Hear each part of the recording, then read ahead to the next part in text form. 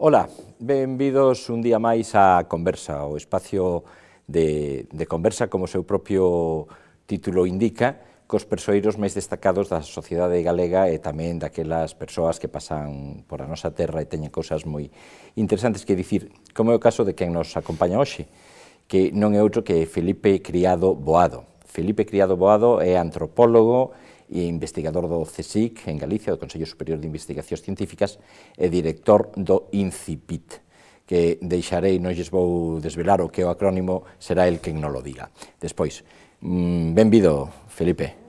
Boas tardes, boas noites. Moi boas noites. Pois un placer estar aquí contigo. O placer é meu. Dices boas tardes porque, claro, como fai un momento ainda estábamos vendo a luz a estas horas, isto de vivir en Galicia, o que ten que anoitece tarde. Porque un traballa esta tarde. Hasta tarde. Pois, Felipe, dicía que eres arqueólogo, profesor da universidade, durante un tempo da Universidade de Santiago de Compostela, profesor desde os últimos anos, desde profesor de investigación desde o ano 2001, se non teño malos datos. No CSIC, sí. No CSIC, e tamén director do INCIPIT. Que é eso de INCIPIT, que é un acrónimo como moi raro?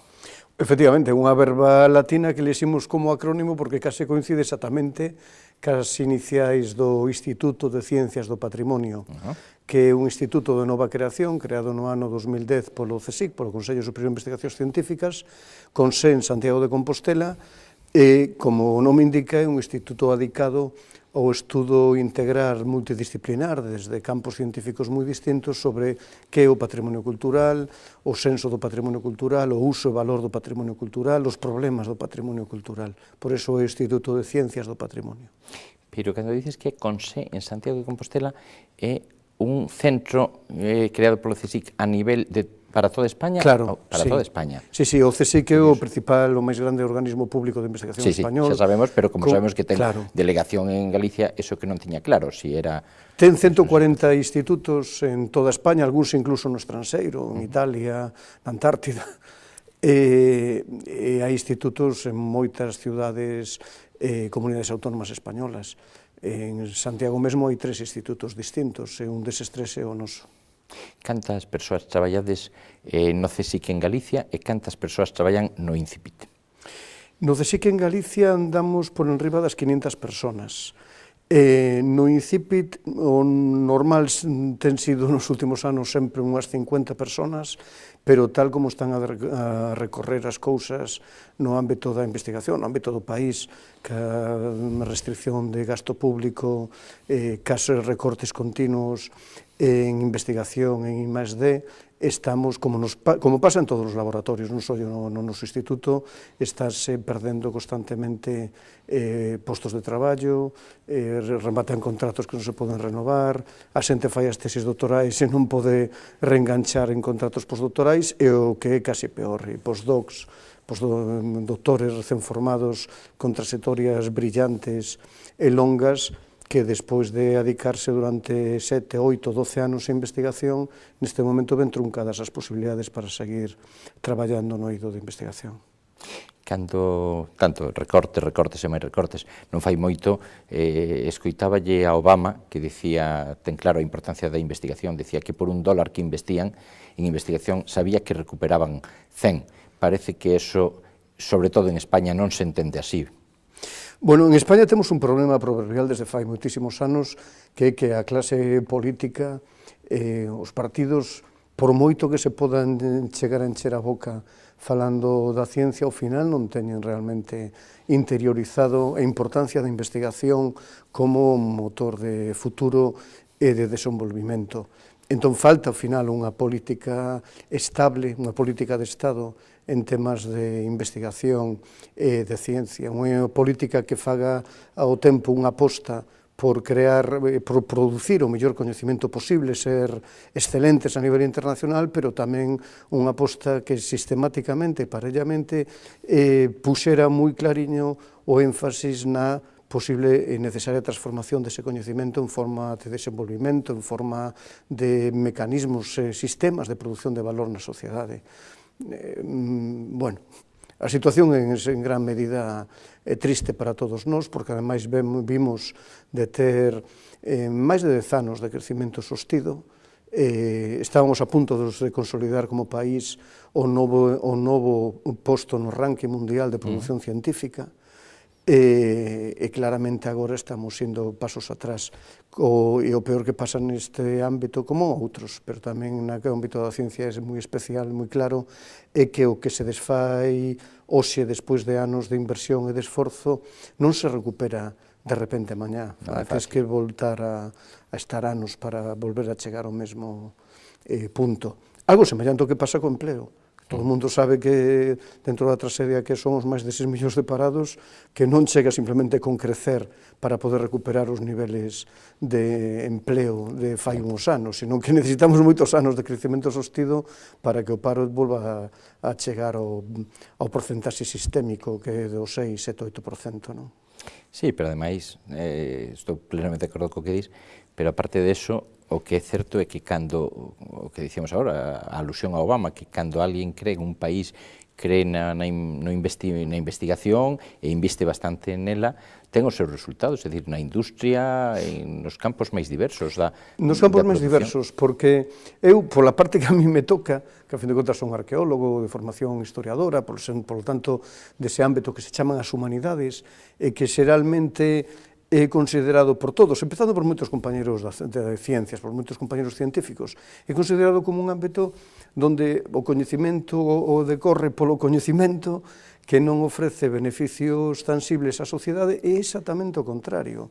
Estamos nun ámbito en humanidades, en patrimonio, en arqueoloxía, que pode ter con unha política tanto científica como de transferencia de coñecementos axeitada, pode ter un impacto sustantivo en formas de valor económico, de desenvolvemento de novas oportunidades no ámbito do turismo, no ámbito das industrias dos contenidos, etc. Ca diferencia abismal respecto a outros ámbitos científicos, como a biomedicina, as telecomunicacións, de feito o investimento é moito menor. E que temos, ademais, en España e en Galiza, unha porcentaxe realmente importante de recursos humanos perfectamente preparados para traballar nese ámbito que podían ser productivos, non só desde o punto de vista científico, sino económicamente productivos.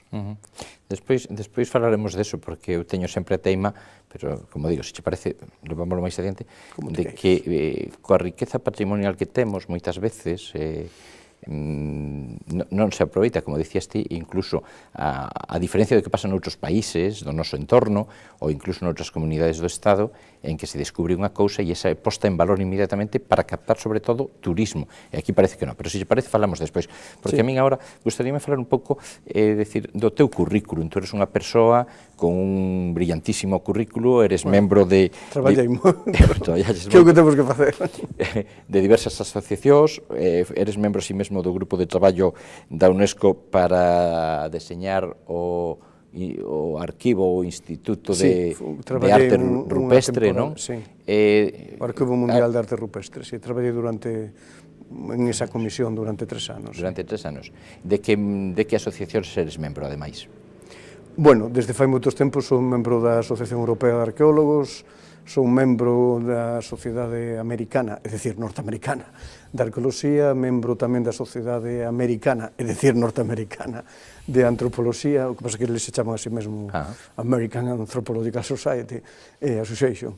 Entón, sí, bueno, calquera de nós, en canto está moi vencellado co traballo, co compromiso prácticos que o traballo implica, forma parte de asociacións distintas, de comités de publicacións, de revistas científicas, de comités científicos mesmos, etc. Tú eres un experto, como decimos, en patrimonio cultural, ademais. Que é o patrimonio cultural, dunha forma sinxela, para que entendan ben os nosos espectadores, e cales son os seus retos do patrimonio cultural? Do patrimonio cultural podense dar moitísimas definicións, e algunha delas pode ter cerca de 500 palabras, de 2 páxinas. A min gustame dar unha definición moi pequeniña en 4 verbas, creo que son 4, que o patrimonio cultural é a pegada da memoria do esquecemento. É dicir, o que queda... Que bonito, non? Penso que sí, unha referencia un tanto poética, máis, digamos, evocadora neste caso, máis casi literaria que a mellor científica, pero mostra clarísimamente que o patrimonio cultural é aquelo que resta e que chega hasta nós e que é consecuencia tanto das cousas que lembramos como do que non lembramos, porque a memoria é selectiva, ten moito que ver tamén con procesos sociais, ten que ver incluso cos triunfadores da historia, polos que os que triunfan enseguida establecen e asentan a súa memoria, mentras que os perdedores sollen ser os esquecidos, non? O que cae no esquecimento. É o que ten a historia sempre. Pero aínda así, esa parte da historia que por perder a historia, queda no esquecemento. Sin embargo, aparézonos aos especialistas en patrimonio, señan as que señan, seamos arqueólogos, antropólogos ou outros, ou paleoecólogos, paleoambientalistas, aparécenos en forma de pegadas, en forma de referencias que hai que estudar e interpretar, e así ao final somos quen de visualizar a memoria dos escravos, por exemplo, no comercio americano, ou dos represaliados políticos na Guerra Civil ou na Europa da Segunda Guerra Mundial, cousas das que se perde outro tipo de historia. Tú tamén traballaches moito no que se chama arqueoloxía da paisaxe. Tamén, contanos que é arqueoloxía da paisaxe para aqueles que non temos tan claro o concepto. Efectivamente, é un campo de investigación no que eu, casi desde moi xoven, empecé a traballar, me sinto moi cómodo, e sigo a traballar nel. Tamén, de xeito breve, a arqueoloxía da paisaxe chamámoslle a unha orientación do traballo arqueolóxico, non só do arqueolóxico, senón tamén en conxunción, en pé de igualdade con outras disciplinas, historia, antropoloxía, ecoloxía, edafoloxía polo ambiente.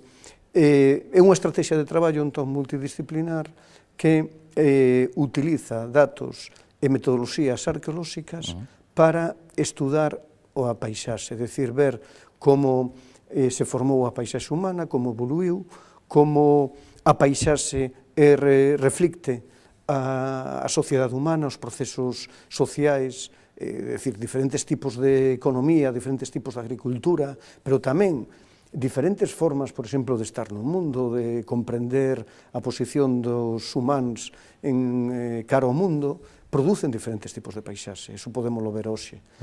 Temos en Galicia sorte aínda de dispor dunha paisaxe rural anterga, que precisamente gracias ás investigacións que se fan no noso instituto, sabemos que estas paisaxe de bancais, ocalcos, terrazas, que temos en Galicia unha paisaxe xerada entre os 700 e 900 despois de Cristo, e que sigue en uso e nos chega até agora mesmo.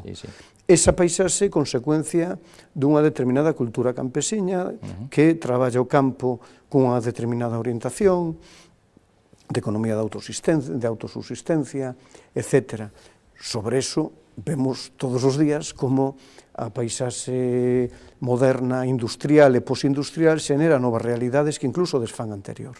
E aparece un novo paisaxe cruzado por autovías, marcado por canteiras, minas a ceo aberto, un paisaxe, por exemplo, de contaminación, que tamén, ao final, esa contaminación tamén está a crear e a falar, está a crear unha paisaxe contemporánea e a falar precisamente de características específicas da nosa sociedade. Que dis, si realmente a sociedade, non só os políticos, que a veces culpamos sempre os políticos de que non teñen medidas correctoras, correctivas para facer un urbanismo mellor, por exemplo, digo, se a sociedade tuvera máis sensibilidade, por exemplo, pensas o caso dos constructores, que nos últimos anos fixeron auténticas desfeitas no urbanismo galego. Se houbera unha maior sensibilidade do que supón a arqueoloxía, o respeto a como se ten que seguir conformando, respetando ese o que temos de antergo na nosa sociedade, habría outra paisaxe, tanto no rural, o que mencionabas ti agora, como nas cidades? A ver, é unha pregunta moi fonda, e moi chea de pliegues, porque eu non vou a quitarlle responsabilidade algunha aos constructores ou especuladores que en aras de un negocio, un beneficio inmediato, non reparan no destrucción dun elemento da paisaxe, dun elemento do patrimonio para facer unha urbanización. E tampouco vou, de feito, a quitarlle ningún peso de responsabilidade á administración que ten que cautelar, e habitualmente cautela, que isto non ocurra. Pero dito todo eso, é dicir, recoñecido que hai responsabilidades concretas que están en diferentes ámbitos, dito todo eso, a final, por desgracia, en este caso, a paisaxe está a falar de cada sociedade. Según sexa a sociedade, según sexan os valores que ten, valores tanto de desenvolvimento, é dicir, unha sociedade que promove a especulación e un desenvolvimento insostible frente a unha sociedade que, sin embargo, é capaz de estar compaxinada co mundo e co ritmo do mundo, pero tamén, ao final, valores culturais. Todos estes valores son os que finalmente construyen paisaxe. Entón, según sexa a sociedade, según sexan as intencións, desexos, conceptos e valores que usa, o paisaxe será unha forma ou será de outra. E así atopamos agora que, por poñer dous exemplos, non me estendo, pois atopamos, por exemplo, como nos países nórdicos, no norte de Europa, en Inglaterra ou Escandinavia, a paisaxe tende a estar ben preservada, a según o vemos nós, porque esa forma de estar no mundo desas sociedades presupón perfectamente esa reproducción, esa sensibilidade cara a paisaxe, e en outros casos vemos como outra forma de estar no mundo, de desenvolverse co mundo, crea unha paisaxe que está alterada e que vemos incluso estéticamente fea. E isto me leva ao segundo exemplo que quería poñer, o consabido feísmo galego, que sin dúbida... Por aí va. É que sin dúbida o feísmo, de novo é un tema que ten moitos pliegues, porque sin dúbida o feísmo é algo que empobrécenos como sociedade, como personas, estéticamente non se adapta ben aos valores que podemos ter, pero, dito eso, non podemos deixar de ter en conta que o feísmo, ao final, é como estamos producindo, é a característica, é a esencia, en grande medida, de como estamos producindo en Galicia, nos principios do século XXI, paisaxe. Por que? Porque como ao mellor non hai esta maior sensibilidade cara ao medio que nos gustaría, a nosa forma de relacionarnos con el provoca accións e consecuencias que categorizamos como feas, pero que propiamente falando, se estudamos desde a súa rentabilidade, proceso de racionalidade cultural ou incluso de rentabilidade económica, non serían feas. Eu, por exemplo, non estou nada seguro de que cando os antropólogos, arqueólogos, de dentro de 200 anos, estuden o que hoxe chamamos feísmo, ou consideren feísmo.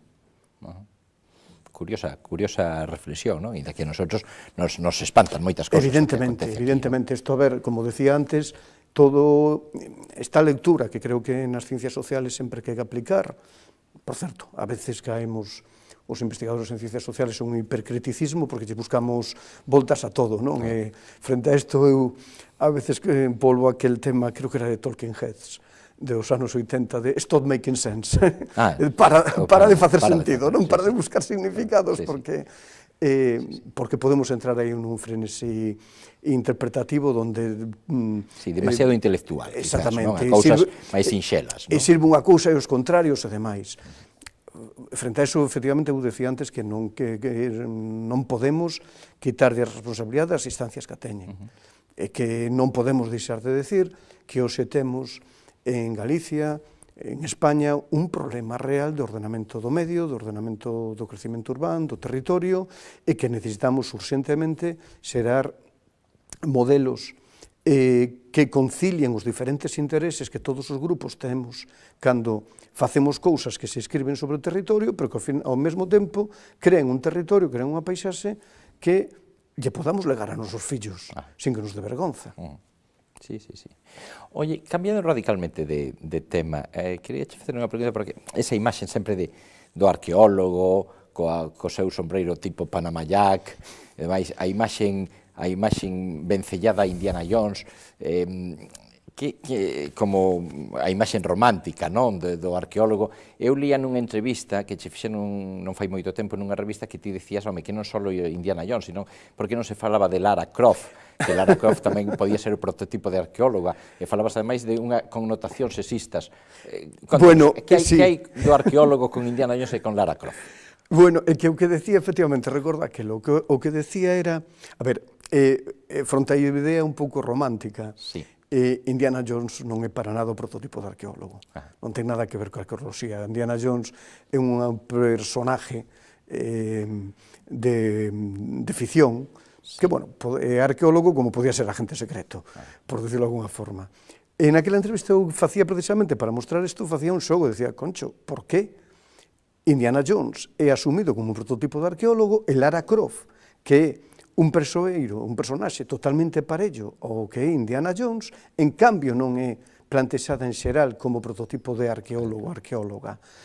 E creo que clarísimamente aquí hai un componente sexista, no senso de que buscamos nun héroe masculino a representación mentirosa, porque non é certa, pero a representación de unha profesión e, sin embargo, non somos quen de facer o mesmo con unha... cando é un personaxe femenino o que representa a sociedade. Pero, bueno, ningún ni outro teñen nada que ver coa arqueoloxía. A arqueoloxía é outra. Coa realidade. Sí, sí. Nos quedan moi pouquiños minutos, aproximadamente 3, a ver se nos dá tempo a plantexarche que contestes dúas preguntas. Unha, a que falábamos antes que deixamos para máis tarde, o de non aproveitar, decía, os recursos arqueolóxicos para potenciar o turismo. Penso en concreto na cidade de Lugo, cidade romana, cidade bimilenaria, que se teñen descoberto moitas cousas no seu subsuelo, non? Sin embargo, temos, como dicía antes, outras cidades, incluso no resto do Estado español, penso en concreto en Mérida, por exemplo, que todo o que descubren, pois o deixan á vista poñendo, pois eso, uns cristales moi grosos que poidas circular por dentro riba deles e poidas mirar o que hai debaixo. Por que non se fai isto aquí en Galicia? Sin embargo, se vas a Mérida, te encontrarás que en Mérida mesmo, primeiro, hai protestas contra ese modelo de recuperación dos restos e despois, desde o punto de vista dos arqueólogos especialistas en patrimonio, a súa vez hai críticas de que non é un xeito axeitado de recuperar os restos. Ao final hai o problema, volve a ser de concebir os modelos para poder integrar o patrimonio nun desenvolvemento sostible que, entre outras cousas, incluya o turismo. Perdona, por que o criticades, entón? Tú criticas ese modelo de Mérida? En Mérida en concreto, sí. Sí, porque Por son actuacións moi individuales que, de feito, a traverso desas ventanucas que tes no chan, non comprendes a cidade de Román. Falta unha imaxe de conxunto de que a cidade de Román. E, de feito, algunhas desas instalacións no que se teñen investido moitos cartos son pequeneiras e están moi esgachadas neste momento, con cristales que non se ven, etc. Bueno, pero podes repoñer. No fondo, isto quere dicir que as cousas sempre se poden facer mellor. Pero aquí o primeiro que hai que facer é precisamente o que dis, incorporar os restos patrimoniais como un recurso no desenvolvimento do presente, na posibilidade de xerar valor a traverso, entre outras cousas, dun patrimonio que é unha das grandes riquezas que temos. É difícil facelo porque hai que desenvolver políticas multisectoriais que non están xa... Me parece que nos quedamos sen tempo, verdad? Non, fala tú. Bueno, é todo un tema novo para falar, pero facer isto ben significa desenvolver políticas multisectoriais, turismo, patrimonio, planeamento, urbanismo, donde existen formas tan distintas de ver as cousas que non é fácil doado concilialas. E despois, encima, veñen as necesidades de financiamento, o interese do público de poder desenvolver as súas propias inquedanzas, abrir un bar ou montar un negocio ou facer a súa casa cos menos complicacións posibles, e todo eso entra nunha contradición no que ao final o que falla precisamente é unha aposta grande e forte por decir vamos a poñer totalmente en valor o patrimonio subterráneo do subsolo en Lugo ou en Santiago para mostrar e crear unha cidade nova que nos faga aínda máis atractivo o que temos que ensinar. Pero, ao final, moita xente, moitos políticos, especialistas, e tamén, certamente, parte do público, pero se xa temos moito que ensinar, xa temos as murallas, xa temos a Catedral de Santiago, para que vamos a ensinar máis se facelo nos xenera problemas? Inda a risco de que me maten os meus compañeros de realización e de emisión, non me resisto a facerche esa última pregunta e pidoche 30 segundos de resposta. Como digo, para rematar, que consello lle darías aos cidadáns galegos para que, desde o punto de vista arqueolóxico, teñan unha maior querencia por todo canto temos? Co queiran, co valoren, que pregunten, que se enteren, que pregunten a seus pais, nais, avós, o que se contaba deses sitios, e por que eses sitios eran importantes para as familias, porque todos teñen nome propio, todos teñen lendas que están detrás, e todos teñen unha tradición que facía delas elementos vivos nesa sociedade. Mentras esas tradicións estaban vivas, o patrimonio estaba realmente en uso. No momento que se perde ese vínculo, ese patrimonio empeza a ser un problema. Co que irán. Felipe, moitísimas gracias por acompañarnos, por ser tan didáctico, por explicarnos tantas cousas. Gracias a vos pola invitación, un placer, de verdad. Señoras, señores, tamén moitísimas gracias a vostedes. Si aprenderon o 10% do que eu aprendín, que con Felipe Criado, que foi unha conversa tremendamente enriquecedora, doume por satisfeito do traballo de hoxe. Así que, como sempre, cando se vayan á cama, que sexan moi felices, que teñan dulces sonos, porque xa saben, o que nos queda é soñar.